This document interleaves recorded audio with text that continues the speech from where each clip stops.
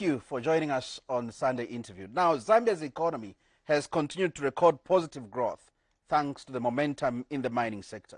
With over $10 billion in investment commitments and key mines such as Mopani back online, the country is projected to hit the historic 1 million metric tons copper production by the end of this year, a positive step towards attaining production target of 3 million tons annually by 2032.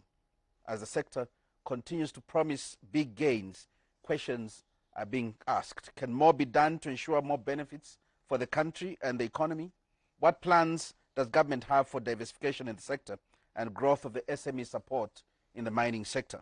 Mines Minister Paul KABUSWE joins me on the program tonight to answer this and many other questions. We are talking mining, and we are coming to you live from the heart of the copper belt of the mining sector, copper belt in Kitwe. As always, remember you can join us by calling on 0212 2230 19 or leaving a message on our Facebook page, ZNBC Today. I'm your host, Grevazio Zulu. Minister, welcome to the program. Thank you very much, Grevazio. Good evening to you, and welcome to Kopala. Good evening, yeah, it is Kitwe, yes, and good evening to our viewers and listeners on various, social media platforms.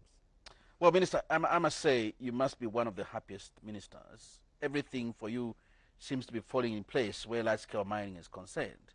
KCM now operational, Mopani in full production, dewatering at Wansha mines very advanced, expansions in the mines in Northwestern on the upswing. What else can you ask for? Well, Grevazio, the first and foremost, I want to pay tribute to the leadership of President Hakainde Hichilema, and also to say I appreciate that he gave me the mandate to run the sector. Of course, the vision is the president's. We implement the vision of the vision carrier.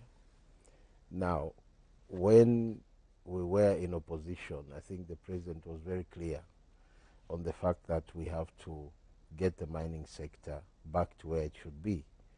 And as such, when we were elected and given the mandate by the Zambian people, and subsequently being appointed as Minister of Mines, he gave us the mandate to say, Minister, the first thing that we need to look at are the low-hanging fruits.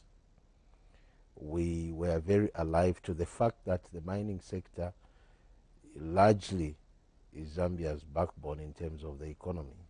So since that is the case, we needed to look at what are the low-hanging fruits.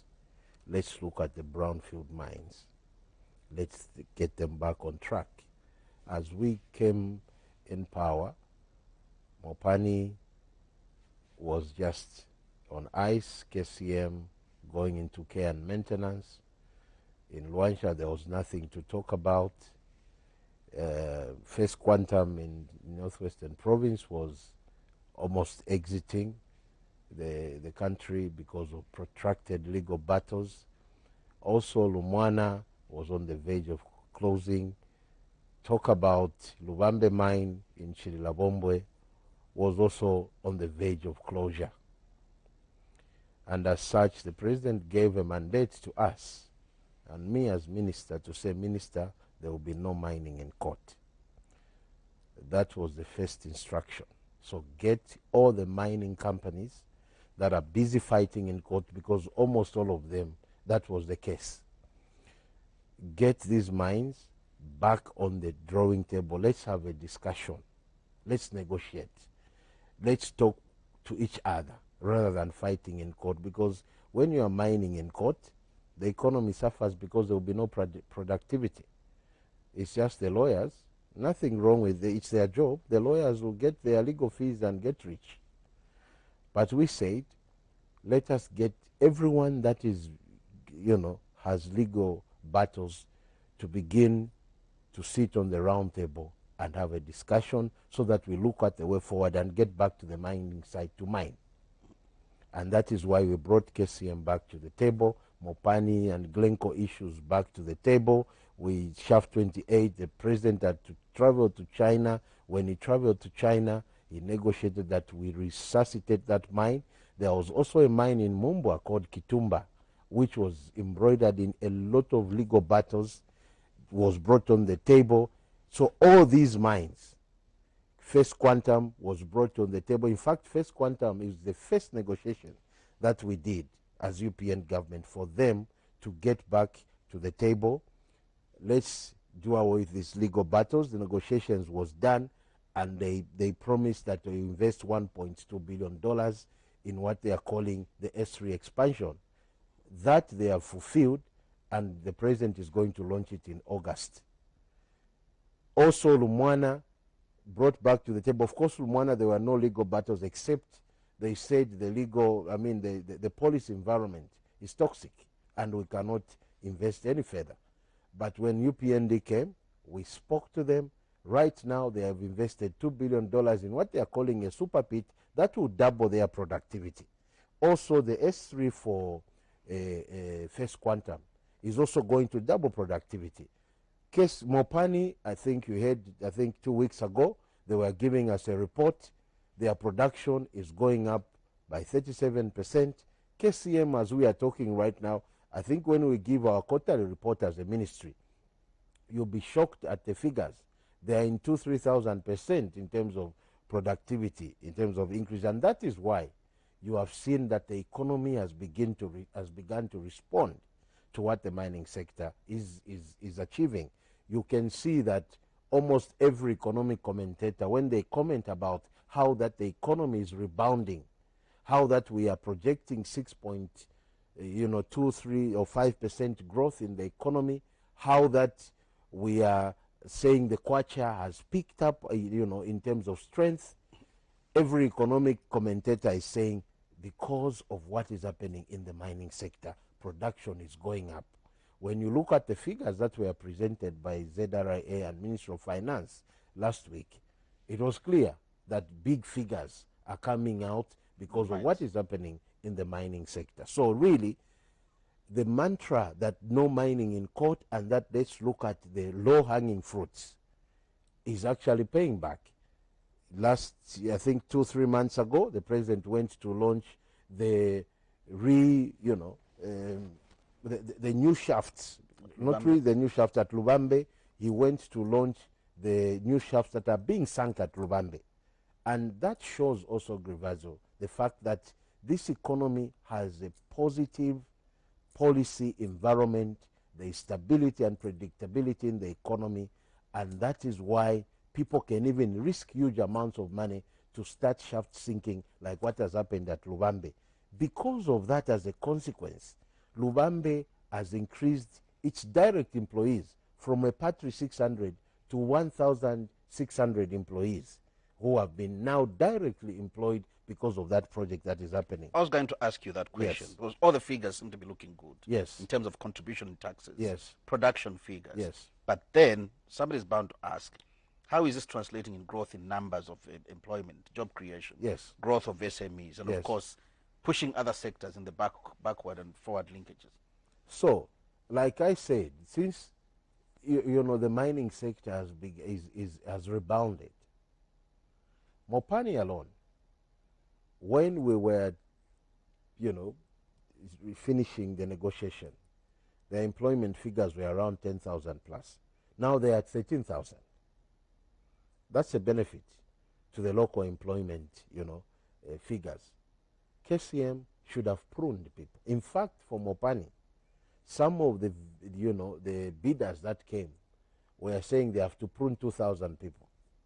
But we had to make the right decision of picking the right bidder in IRH who said, no, we are not going to prune people. What we are going to do is to embrace technology, because there are 4 pillars that President HH has given on which we must operate in all sectors. 1, affordable capital, which IRH brought in Mopani. Number 2, embrace technology. Now, how did IRH embrace technology? They said, no, instead of us pruning 2,000, we'll actually employ more. Why are we going to employ more? We are going to apply our technology to improve the grades at Mopani. So as they were improving the grades, it called for them to even employ more people, increase the number of shifts, And that is why the second pillar of technology has worked. So the capital that has come into Mopani through that partnership is affordable capital. Then technology has made us increase in terms of the numbers at Mopani. From 10,000, they are 13,000 in terms of direct jobs. At Lubambe, because of again, embracing the issues of technology, from 600, they now have 1,600 people directly employed by Lubambe. So that is a benefit.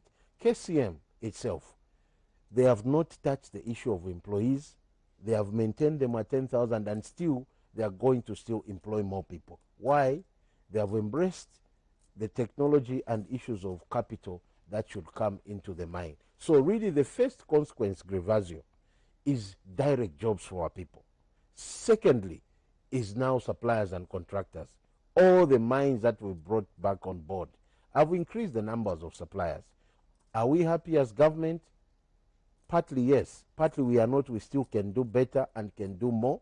And that is why we continuously engage these mining companies to be able to now increase the values that they allow for the Zambian local suppliers and contractors. Because remember, Grevasio, what we said is that as we employ our people, as we bring back these mines, the benefit will be, one, taxes to government, royalties being paid and various taxes. Secondly, is direct jobs, and that is happening. Thirdly, is indirect jobs. That is critical for us, and that is why we are working round the clock to now deal with issues of the local content. I know you... I'm going to ask you that later. Yes. And of course, I'm going to touch the issue of SMEs. Of course. But while you're still at the issue of the benefits that the mines are bringing to the table, Yes. last week, just last week, Yes. ZRA at the town hall where the Yes. Minister of Finance had organized a town hall Yes. discussion, disclosed that the mining sector had contributed 7.4 billion, Correct. just half this year, Correct. more than 2.9 billion contributed last year. Yes. But then there was a low side to it, that Yes. less than 10 companies, mining companies, are paying this money. Yeah. So those are How issues. do you increase compliance? What is happening there? So what, Grevasio, when we were in opposition, the president was very clear that the sector needs proper reform. Immediately he appointed me.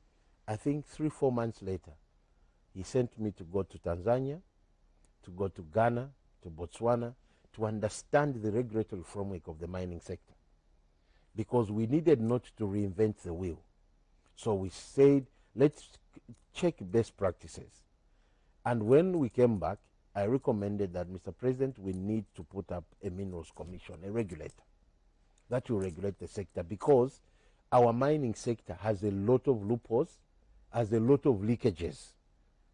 There are a lot of people that could be mining without really having their production figures profiled so that ZRA can tax properly. So that is how come we now went into stakeholder engagement to do 2 bills. One was the Minerals Commission bill.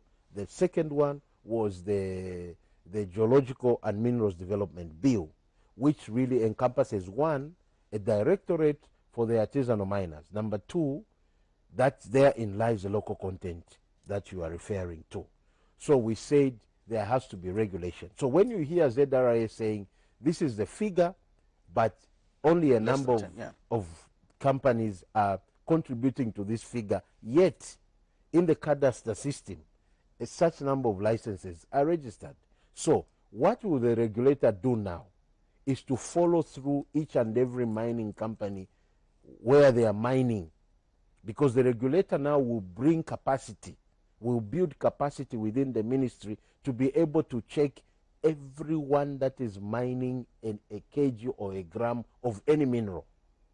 When does that regulator start work? The regulator is already in place. The president thankfully quickly assented to that bill, and it's now an act of parliament. I've already signed the commencement order. Now the structure is being approved by cabinet. We have already, cited the offices where the commission will sit, and names are being cleared through the government system for people to start sitting and begin to implement. We had to do a lot of stakeholder engagement. You remember at some point we were almost enacting it. Then stakeholders complained, and the president called it back, so that he, as he has said, is an all-inclusive and very listening president. He allowed that more consultations were done, and then we agreed to it. So now we are going into full gear in implementation of the regulator. That is what will answer to what ZRA has been talking about since time immemorial, to regulate the sector, to check everyone that is mining everywhere. Because yes, there are leakages in the sector. There are those whose production we may not know. We cannot have 750,000 square kilometers of a country being supervised by a Minister of Mines that sits in Lusaka, with a few bureaus dotted who are very incapacitated. Now, with the coming in of the Minerals Commission, the regulator, that is now changing. To enhance efficiency. Now, let's weigh in again on that issue. There are counter-arguments. When you speak big figures and good money coming out of the mines and all that profit and pushing the economy forward, there are still people that argue that Zambia could have made more money by foregoing the incentives that you have given to the mines. You know, and I'm glad you've brought up that issue. When people talk about incentives, I would want journalists to ask these people that just make these blanket statements. You have given so much incentives. Let them go in the details. What we have done, Grivazio, is to take our mining sector to a place where it is competitive. Whether we like it or not, we need capital inflow. We need partnerships. Our economy, our GDP, Grivazio, is around 20 billion. We need a GDP that should go, like the president has said, my vision is to double or treble this GDP so that we can have enough money to invest. That is why we need partnership. We need money from outside to come and boost investment. So, if somebody is talking about incentives, what incentives are they saying that we have given to the mining companies that are, you know, causing us to lose money? They must be specific. This is the incentive. Don't give the incentive. Give it like that. Reverso, the people who are talking about incentivizing, you know, investors, we are coming from an economy that was growing. If they didn't incentivize, they didn't, as they claim, the economy was growing to negative 2.8%. Us they are calling that we are given incentives, the economy is now, if it weren't for the drought, last year we should have grown to 5 plus, you know, in terms of percentage of growth. This year, you know, the projections is 6.2 plus % in terms of growth. The investment that has come in the mining sector, why has it come? Because now they know that the policy environment is stable. The policy environment is predictable. It is the policy environment is able to make any investor recoup their profit on investment. And that is the way it works. So what we have done ourselves is basically to attract this investment that is boosting the economy of our country. Reverso, today, I know you are a Kitwe person, you are now in Lusaka. Go around tomorrow, look for a house or even hotel space in Kitwe, in Chingola. Look for a house in Chilabombwe. You're not going to find it. Why? Because now the economy has begun to respond to this investment that we are talking about in the sector. That is why we now need more hotel space, so Zambians can invest in hotel space, Zambians can invest in lodges, Zambians can in real estate, because now it's booming. Why is it booming? Because activities have begun happening in the mining sector because of these very figures that we are talking about. If you went to Mumbwa today, there is a mine called Kitumba, which was embroidered in a lot of legal battles. They are going to employ 2,500. They are building a 50 megawatt power generation solar plant in Mumbwa. They are going to build a housing project in Lumwana, Grevazio. Right now, Lumwana announced that they are starting a housing project of so many houses where our people will live. It's not for anybody else, but for Zambians. That is what we talk about when we say the mining sector is rejuvenated. When it is rejuvenated, the consequences is what we are looking for. Have we gotten what we want? Not as we would want to be happy, but we are pushing towards that, because this rejuvenation now, we need to say, okay, here, where have we, what have we done? Lumwana is building houses. In Chililabombwe, there's a mine called Bingomba, which is poised to be one of the biggest mines in Africa. There's a bit of quietness there. No. They are busy. They are very busy, extremely busy. They are drilling.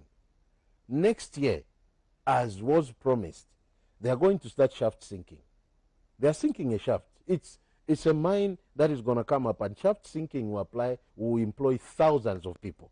There will be, in fact, most of the houses around Chilabombwe, you find that it's cobbled. Mingomba mine. You find that it's KCM. You find that it's Lubambe mine. So they are also busy. So really, there's a lot happening in the sector now. Yes, every mine is pushing production upwards, exactly, according to what you're saying. Yes. So what are you looking at next year? Your projection? So 1.5 this year. 1 million. We want 1 million. Much? This year we want 1 million. When we get to 1 million, because all of them, like Mopani in their report, they are saying by 2028 they will have tripled their production. And now, that's the same time that Super Pit gets its first production. Indeed. So you can see that when we said 3 million tons, we looked at the plan. We looked at the focus. What is the focus? This mine will producing like this. S3 will have kicked in. Super Pit will have kicked in. The very Mopani production will have kicked in. KCM production will have kicked in. Because also KCM, their projection is also to triple by those periods of time.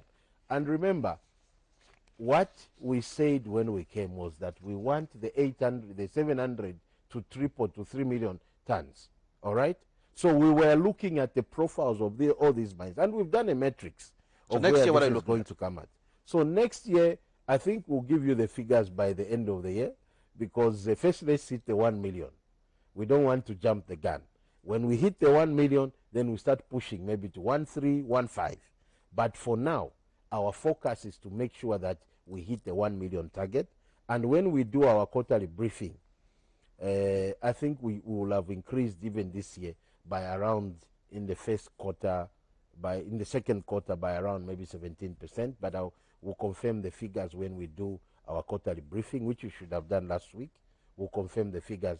But even this year, there is a percentage positive increase in terms of production for copper. Let's look at value addition. Yes. There's that increase. And the concern again is that almost all the copper is exported in its raw form, unrefined. Is there any plan to ensure that there's a lot of value addition taking place? Not almost all the copper. Actually, Zambia has been value adding to a certain extent. So you remember I talked about the 4 pillars of President HH in terms of engagement. Number 1, I talked about affordable capital. Number 2, I talked about technology. The third one is partnership, joint ventures. The fourth one is value addition. Value addition is an instruction. So Zambia has been value adding the copper, even from copper ore to concentrate. That is value addition. From concentrate to cathodes and anodes, that is value addition. But we want to go beyond that. Into cable? Into cables. You know that there is now the green energy transition. So we want to also take advantage of that. And the projection, worldwide projection, is that there will be huge, demand for copper, and the prices will skyrocket. So you take advantage of that by going beyond, downstream in terms of, beneficiation. So we want more value to be gotten out of our minerals. And we are encouraging the mining companies, because, by the way, Grevazio, as Zambia, through IDC, we have partnered with Mercuria, where we are now trading in minerals. Because we said, apart from value addition, we also have to trade. When you look at the world, Grevazio, trading companies that have been trading in our copper are quite huge and big. The Glencores of this world, trafiguras of this world, they've been trading on the Zambian soil.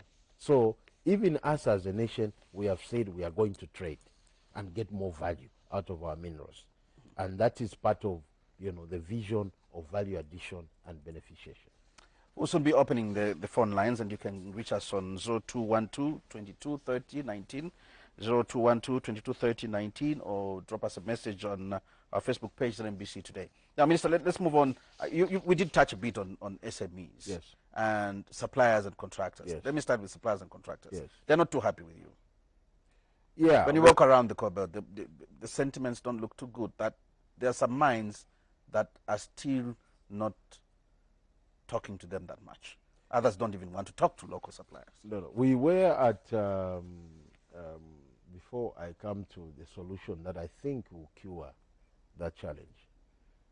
Last week we were at Mopani. We called all the stakeholders, including suppliers and contractors, and we told Mopani, we want you to give us the figures of how you are supporting local suppliers and contractors.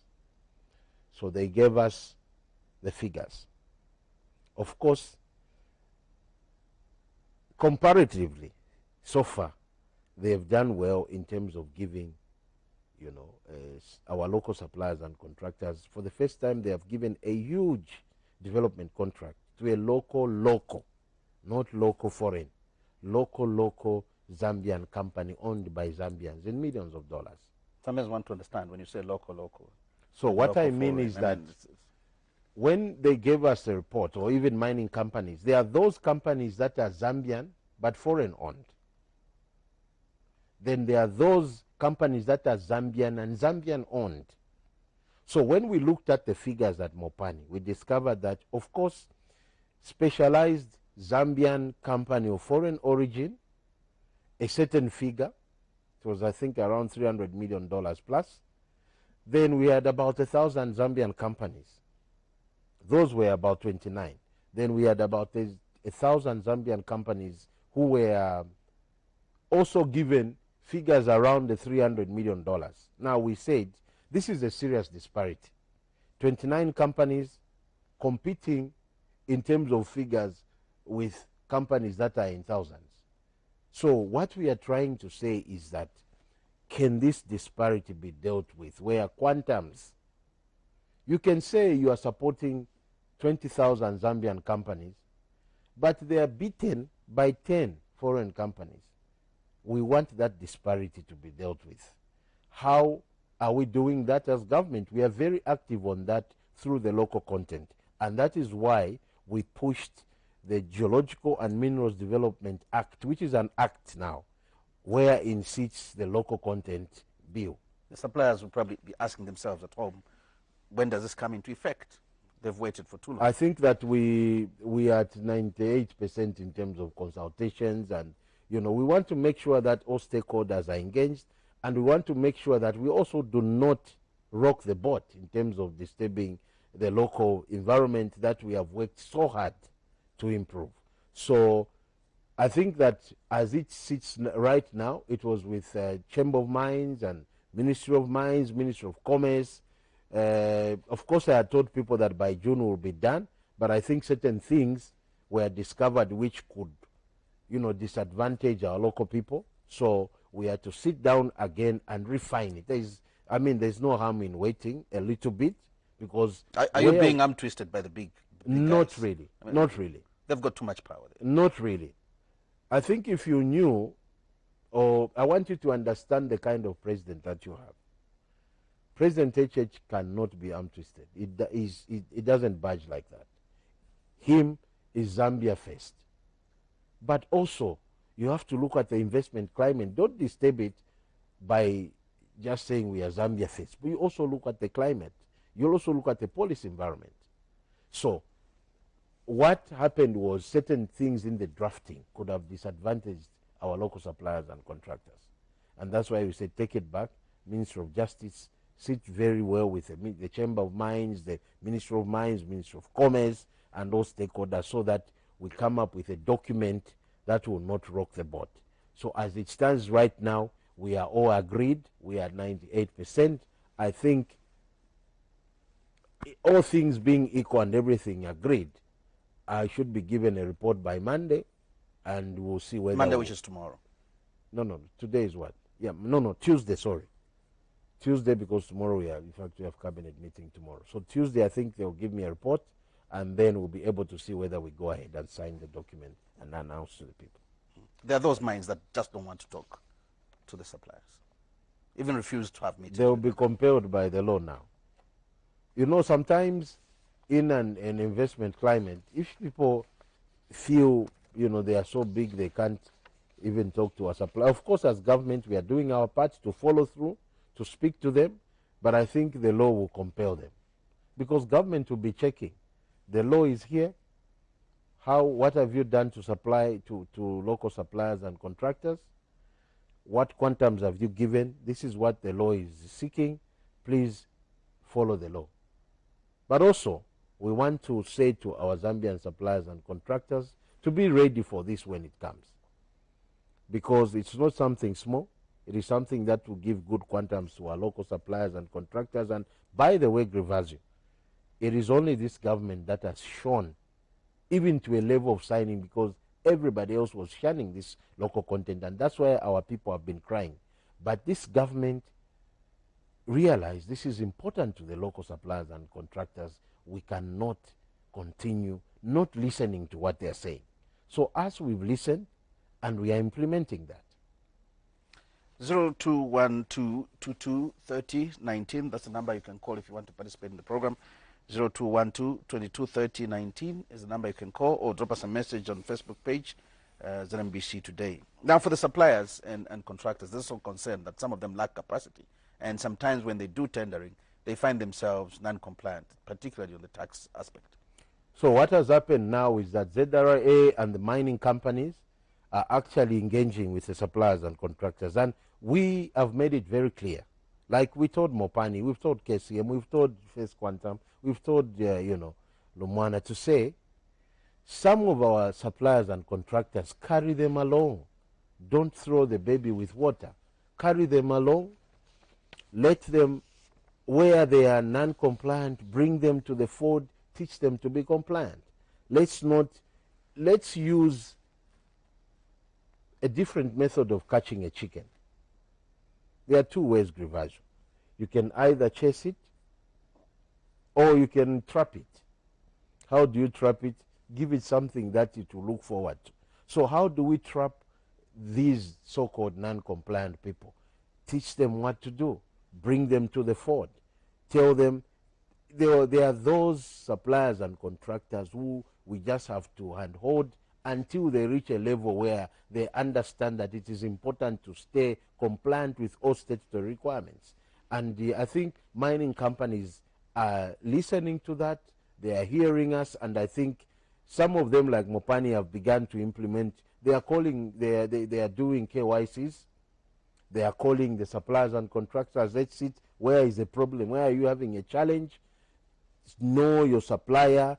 Teach them, build them up. Also, there is a program with UNDP, which is called Supplier Development Program, which they are doing for local suppliers and contractors. That is also another very important program. But also, as a Zambian, if you have, registered a company, just be compliant. Be compliant with NAPSA. Be compliant with ZRA. Be compliant with, other statutory bodies. It's just important because you are doing a business. So when you are doing a business, there are certain things that you must comply with so that you do not disadvantage yourself. Just do the right things. Don't do shortcuts. Do the right things, and you'll be able to access jobs. Let's move on and look at maybe another important aspect under your ministry. Yes. Zambia has invested about $120 million in high-resolution aerial geophysical survey. Yes. This, as we've come to learn, is one of the biggest investments, about 1% of the total global investment in exploration. Yes. What was the motive behind that? So, Grivazio, very important question. Doing, our 3 million target, strategy. First, it's a brownfield mines. Of course, the artisan and small-scale miners, but also the green fields, starting from the scratch. So, we realized that for you to do proper JVs, for you to do proper mining and also negotiate as you are doing JVs from a position of strength, you need to know what you are sitting on. We need mining licenses that have information.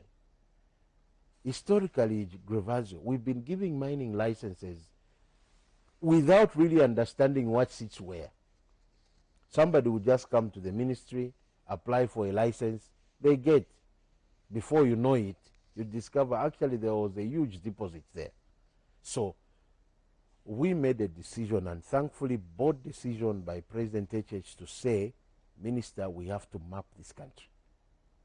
We have to find the money and map Zambia, understand what we are sitting on, so that when we follow his 4 pillars of capital, technology, joint ventures, as we negotiate on these joint ventures, we'll be negotiating from a position of knowledge.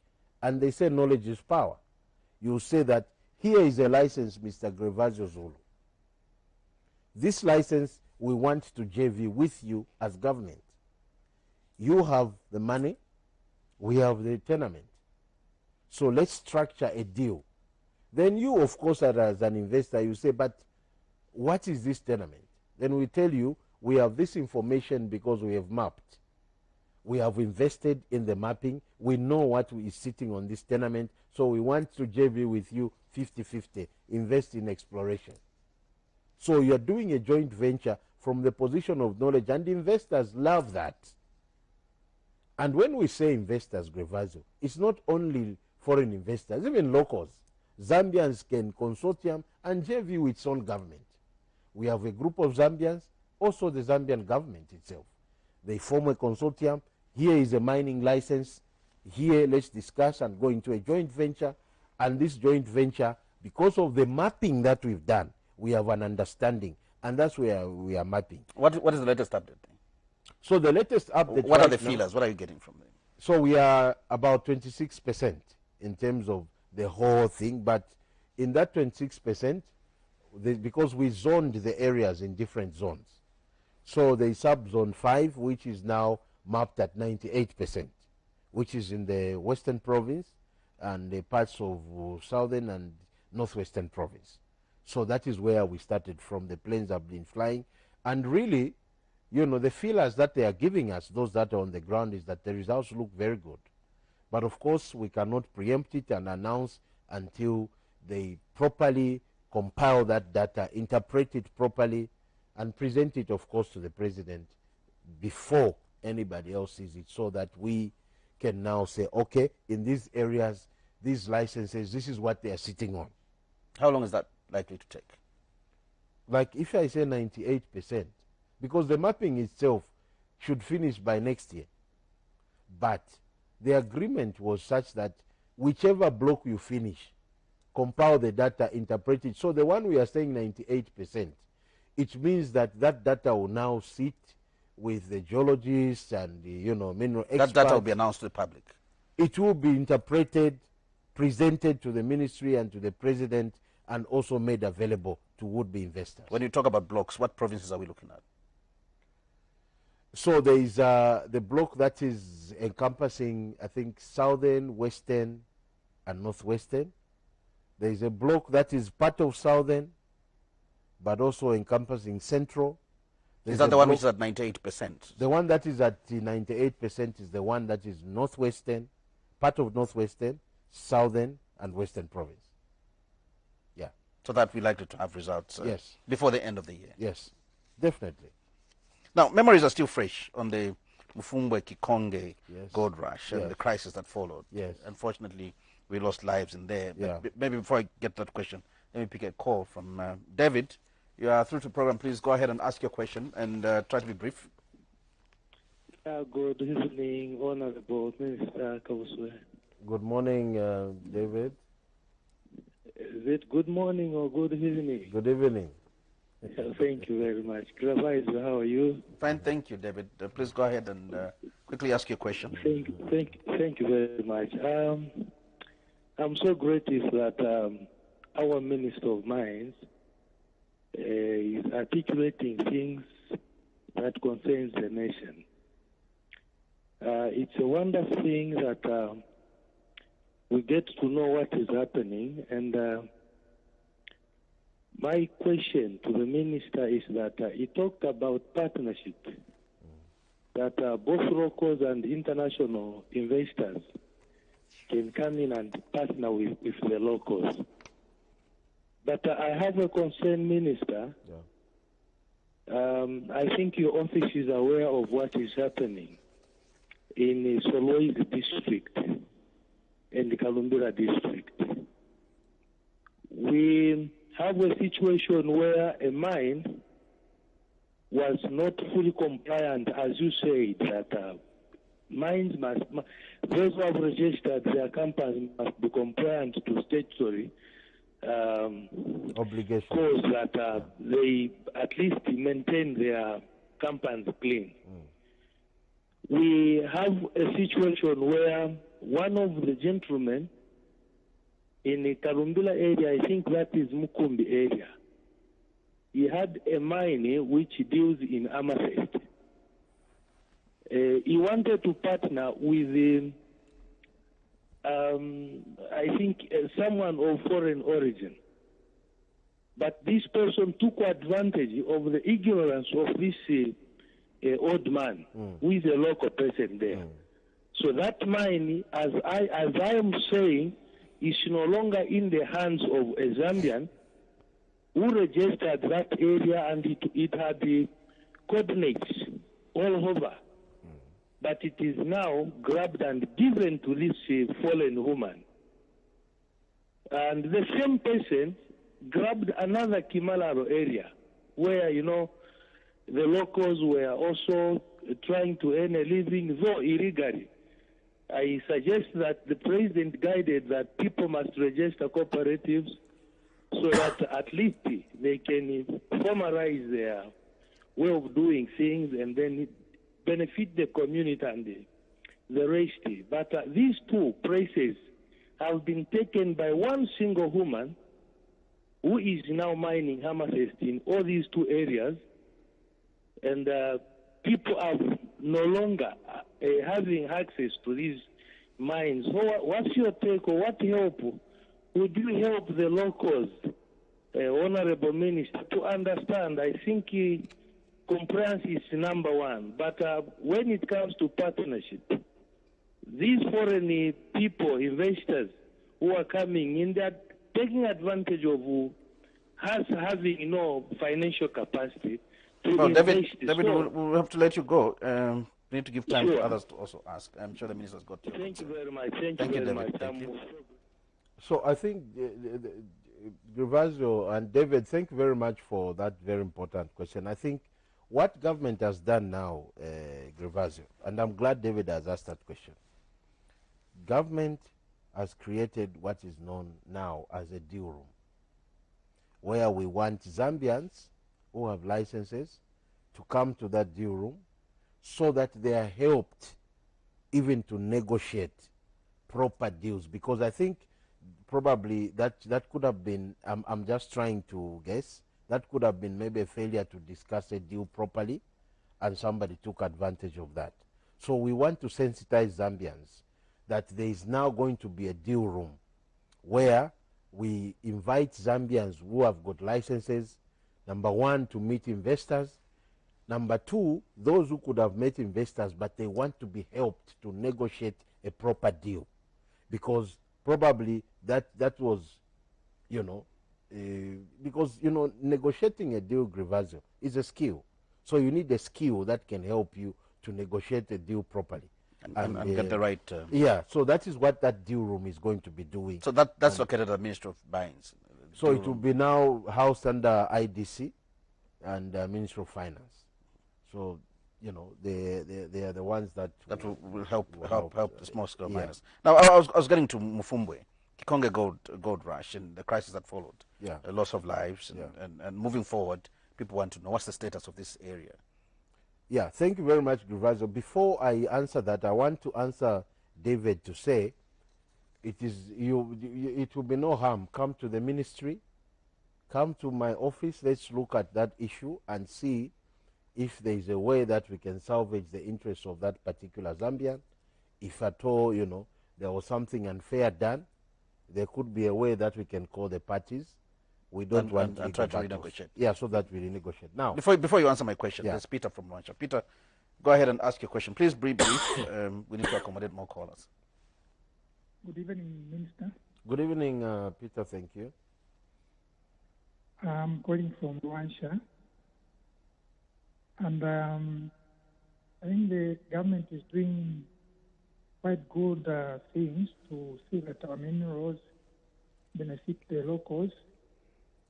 But my concern is that Luancha as a town has been mining copper and a few other minerals for decades.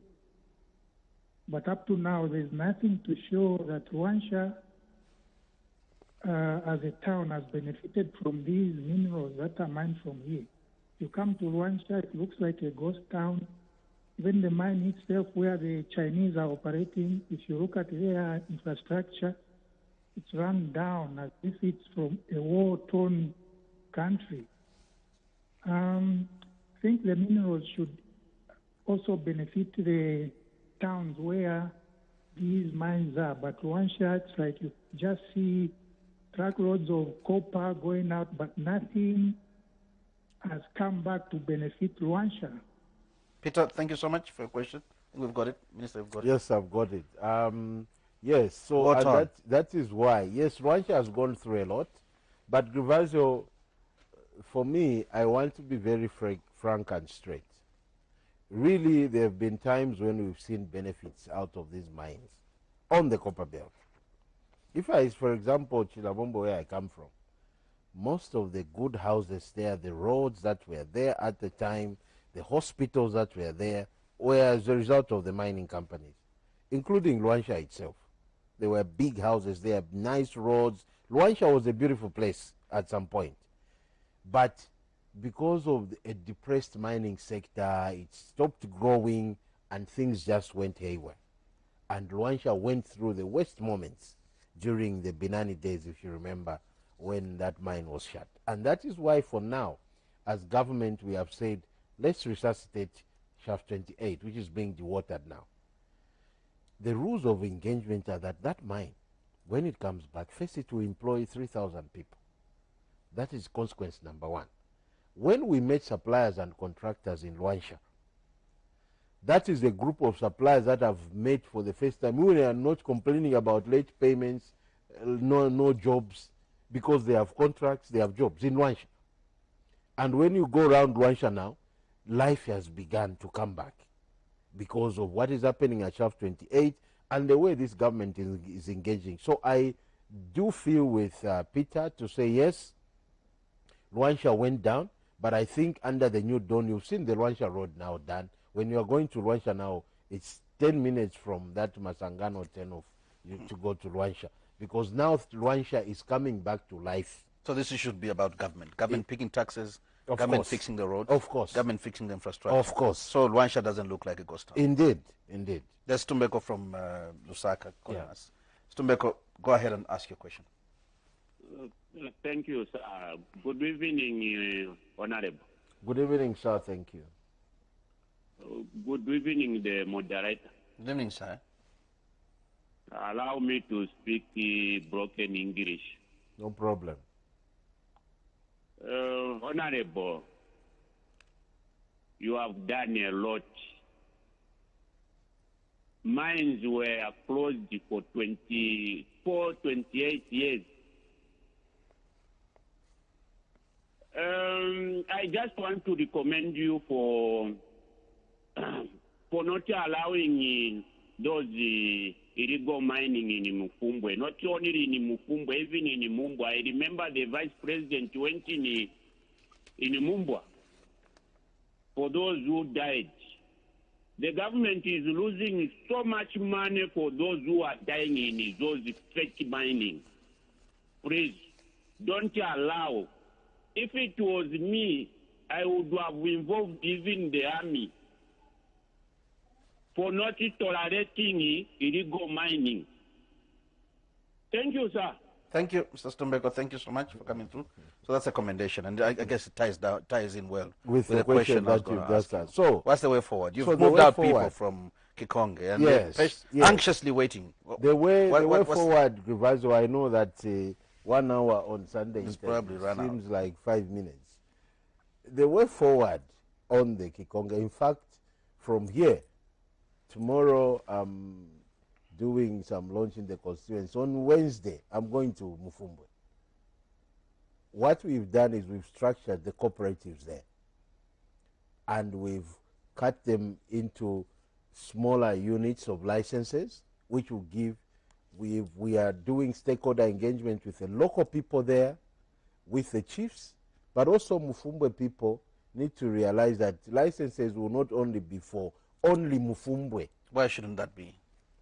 Why shouldn't the locals benefit? Who's getting these licenses? So Mufumbwe, are we coming from Lusaka to go and pick them up? No. Are we coming from Kitwe to go and pick them up? I want to be very clear, Grivazo. The wealth of Zambia, whether it sits in Copperbelt, it sits in Lusaka, is for Zambians. Copperbelt itself has done a lot in terms of contributing to the treasury of the country. I don't want to go into those details. So we want to remove the thing of saying if this wealth is in Chirabombo, only Chirabombo will be in Konkola mine. No, we have miners who are coming all over. What we have done, the majority, a larger part of the licenses will be people within Mufumbwe, Kasempa, and the Kashima area. The chiefs there are part of the engagement process, and the licenses will be given to the people of Mufumbwe, to the people of Kasempa, because that licenses is in Mufumbwe, is in Kasempa. How soon will that take? Kashima. We are going there on Wednesday. To give the license? Yes. And mining starts? Yes. So we are also going you've got a minute yeah. to conclude. Zambia now looks like literally a gold mine. Yes. Do you know where the gold is? So do you have an understanding of where the occurrence is? The mapping will now give us that story. But what has been happening, Grivazio, is that it's people, normal common villagers, who are discovering these things. Why are they discovering? Because we haven't been mapping. We last mapped 50 years ago. So we needed to have been mapping. But this government now is taking practical steps, map, mineral regulator. We are now going to have a director for artisan on small scale for the first time in Zambia, dedicated to them, because they are part of the 3 million ton strategy, they are part of the gold strategy, they are part of the lithium strategy. They are a very important part in terms of contributing to the wealth of this country, but also a very important component of job creation. And that is why we have now dedicated a director for artisan on small scale mining. To help that sector grow. To help that Minister, sector to have engagement. Thank you so much for coming. Thank you, Grivazo. I needed more time. You've been watching Sunday Interview, and our guest this evening was the Minister of Mines and Minerals Development, Honorable Paul KABUSWE. I'll be back next week, sometime.